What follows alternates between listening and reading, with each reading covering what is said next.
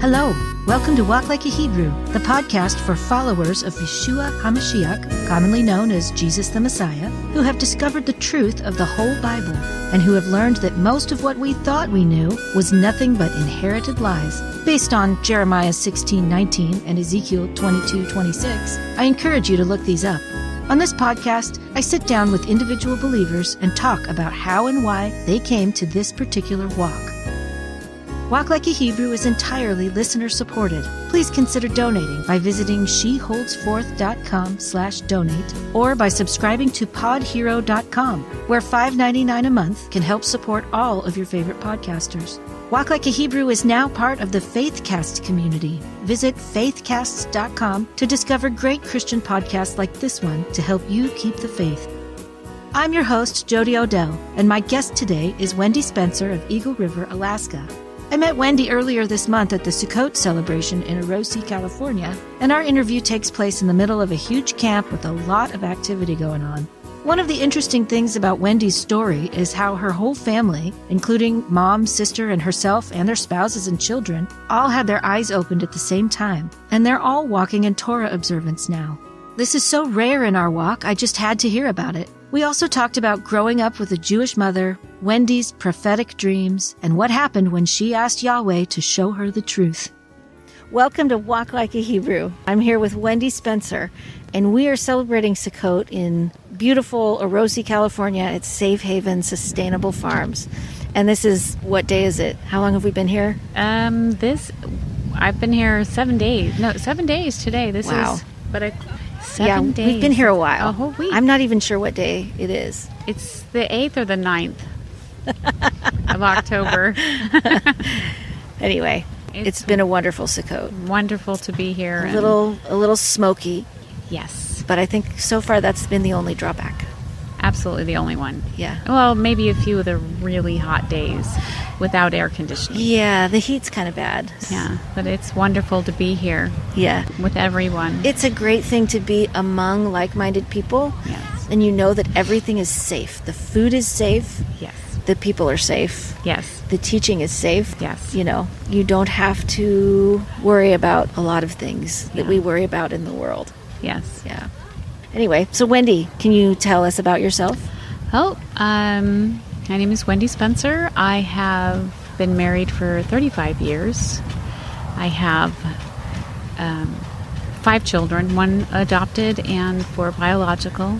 Wow. And I think I'm getting ready to have my 14th grandchild. Congratulations. Yes, and I've been a hairdresser for 37 years. Wow. Yes. And I love life. Every day is a gift, and every person is a gift. It is. Yeah. How long have you been a Torah keeper? I think it's been 13 years, but I think this might be our 14th Sukkot, if that makes sense. Yes, it does, actually. And I believe the first feast I celebrated was Yom Teruah. Really? The Feast of Trumpets. So I started in the fall feast. I was so excited. Where were you before? What was your faith walk like before? You know, I was raised going to church on Sundays, but I also was raised knowing that my mother was Jewish. Oh, but really? Yes. Her maiden name is Goldstein. So, wow. She went to synagogue as a little girl, and for some reason she said they didn't talk about Jesus, because that was the word she knew rather than Yeshua. Right. And she didn't want to go there anymore. She has no idea why she felt that way. But in her youth, all of her friends went to church, so she started going to church. And so that's the way she raised us. We were very active, Wednesdays, Sundays. Every time the church doors are open, right? You're there. Yeah, so Yeah. I want to say we started out Methodist, and then we were Baptist, and then we non-denominational, and then we did Assemblies of God, and a little this and a little that. So until I think when I was in my late 30s, and I noticed what I called the church ladder climb. There was certain things that you did in order to climb the church ladder, to do different things. And I knew that was not what I was reading in Scripture. but I would do it because that's just what everybody else did. Other people call that, I guess, tradition. But, like if you wanted to teach a Bible study, or if you wanted to be on the worship team, or if you wanted to become in leadership, there was a certain things that you had to do, but it was not what I was reading in Scripture. I would be in the choir or on the worship team, so I would do it, but there was still a part of me that just knew, this is not it. And maybe that's part of the reason why whenever my mom would switch a church or my sister would switch, we'd all kind of end up going together. It's like we were on this journey together. I remember during one period of time we were actually living in the Bay Area, and we were getting ready to move back to Sacramento. We were at a small group. Some large churches have small groups where they meet together. And this woman had prayed over my husband and I before we moved. And one of the scriptures that she gave us is in the first chapter of Joshua. And it talks about the call that Joshua was given about going into the land. My servant Moses is dead now, so now arise, you and all the people, cross over this Jordan to the land that I am giving to them, to Bnei Israel. Every place on which the sole of your foot treads I am giving to you, as I spoke to Moses, from the wilderness and this Lebanon to the great river, the Euphrates. All the land of the Hittites to the great sea towards the setting of the sun will be your territory. No one will be able to stand before you all the days of your life. Just as I was with Moses, so I will be with you. I will not fail you or forsake you. Be strong, for you will lead these people to inherit the land I swore to their forefathers to give them. Only be very strong and resolute to observe diligently the Torah which Moses, my servant, commanded you. Do not turn from it to the right or to the left, so you may be successful wherever you go. This book of the Torah should not depart from your mouth. You are to meditate on it day and night, so that you may be careful to do everything written in it. For then you will make your way prosperous, and then you will be successful. Have I not commanded you? Be strong, do not be terrified or dismayed, for Adonai your God is with you wherever you go.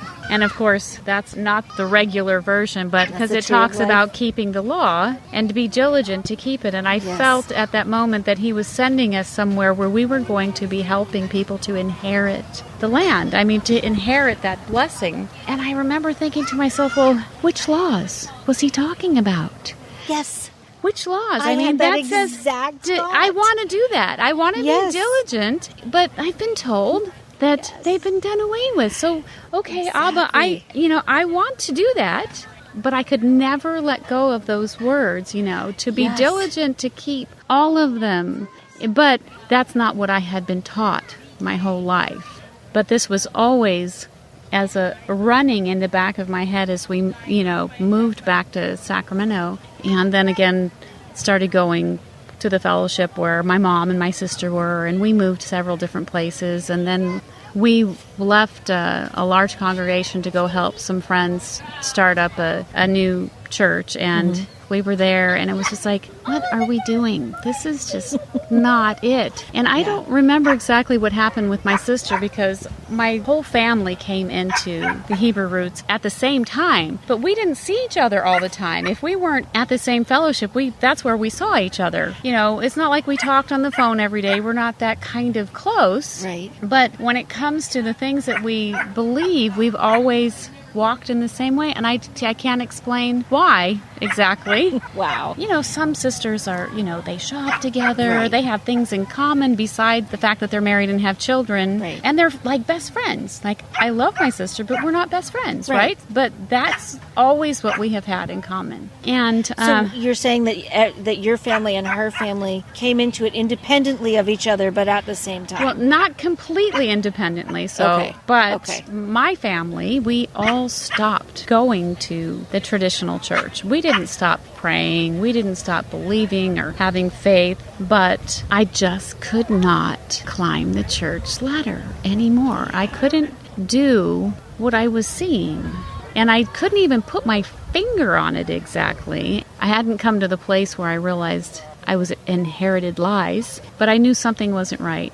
During that period of time, of course, as a hairdresser, I used to cut Dan's hair, my brother-in-law. And we had been part of a fellowship where we were familiar with somebody that was in Florida leading a revival. Okay. And there was weird things taking place, clearly unbiblical things. And I can remember, and I'm not going to name any names, but I can remember clearly every time I saw this person in person, I never was comfortable with the things that were taught. It would be another one of those things that I just kind of tolerated because I saw everybody else doing it, even though I had issues. 7 years before we came into the Hebrew Roots movement, I had a dream. And in my dream, my brother-in-law, Dan, was in the first part of the dream, but we all ended up at like a synagogue, and we were celebrating what I call the Jewish festival.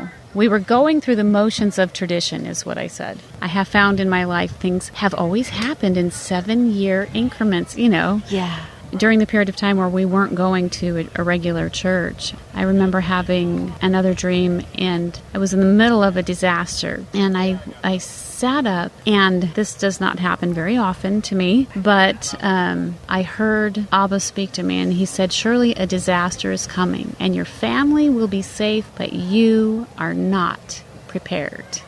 But it was very strong. Like here I was in a dream where I was getting ready to die. So I woke up terrified, and I hear this, like, you are not prepared. And I was like, how am I not prepared? Like, what do you mean I'm not prepared? And then I got an email from a friend, and she was talking about not doing the pagan holidays and eating kosher, keeping the feast. I also had read something, a prophecy from this gentleman called Stanley Frodesham, and it was a lot about the coming deception that was going to come into the church, and a lot of, people would start preaching the truth, and then they would start preaching something else, and people would say, oh, well, they spoke the truth at first.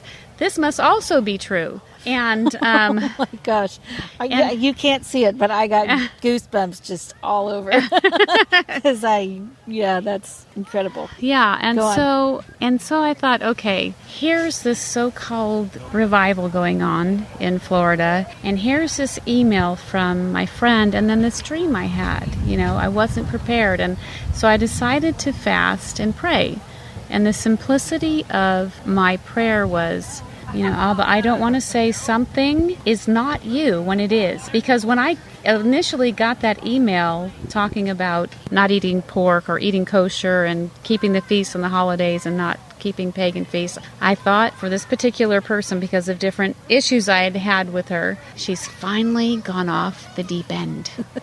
Yes. This is it. Yes. I'm going to send her an email and tell her, do not ever contact me again. But there was that still small voice inside that said, no, Wendy, don't do that.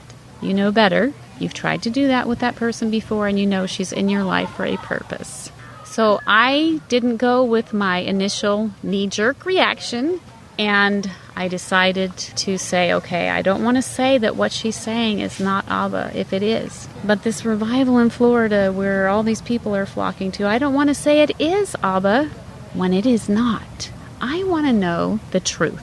And that was the simplicity of my fast. At the same time, my brother-in-law had come to get his hair cut, and he had told me about these feast and holiday videos with Mark Biltz, and us scheduling a time as a family to come together and watch them. And so I remember calling my sister and having a conversation with her about what was going on with me. And she's like, Wendy, that's really weird because the same thing is happening with me. Except for her story is different because how Abba was working with her was actually through another friend and something they read and something they watched. And I was like, okay, I'm paying attention. Now I'm really paying attention because my sister, because we've all kind of traveled in this same direction our whole life. I'm paying attention because we kind of work together in that way and, with the three of us. So we ended up scheduling a time to go watch the Feast and Holiday videos at my mom's house. And I think that particular day it was just my husband and I. None of the kids came. And Dan and Dawn were there, my sister and brother-in-law. And we watched them. And in the middle of this video, I don't remember which one. I think it was one that kind of went over a combination of the feast, not like one specifically. I think it's probably Passover to Pentecost. Yeah. The light switch went on. It just flipped. So did you immediately start keeping the feasts and we the started Sabbaths? immediately. You know, I went home and I started talking to my kids and sharing. I think I first started like showing them Michael Rood. Yeah. About, I always knew that Christmas and Easter was pagan. I always knew it was pagan. I don't know why I always knew, but I just thought, well, okay, if the law's been done away with, then it doesn't, you know, really matter. My mom always told me that the church has redeemed the pagan holidays for Jesus. Yeah. Until I learned that we don't have that authority to redeem anything. Right, exactly. Yeah. So I knew that they were pagan, and to me it was just like, well, if the law's done away with, then it's not breaking law, because it is breaking the law, but since it's done away with, it doesn't matter. Right. And then I was like, oh my gosh. And then for like 6 months I was very angry. I was one of those. Yes. I have been lied to. Me too. I have been stolen from. Yes. They have taken my money. They have taken, you know, and lied to me. But there wasn't really one specific person to be angry with, but I needed to get it out of my system. Yes. Well, so. I think a lot of that is grief. Yeah. You know, for me it was the stages of grief: denial, anger. I don't remember the order, but I used to know it. But I did. I went through all of those stages, and it was very much grieving the life that I had, and I did climb that church ladder to do all the things, and I was very proud of myself. Yeah. You know, and I was going to lose that, and then I was mad because here I'd been teaching all these years the completely wrong thing. Right.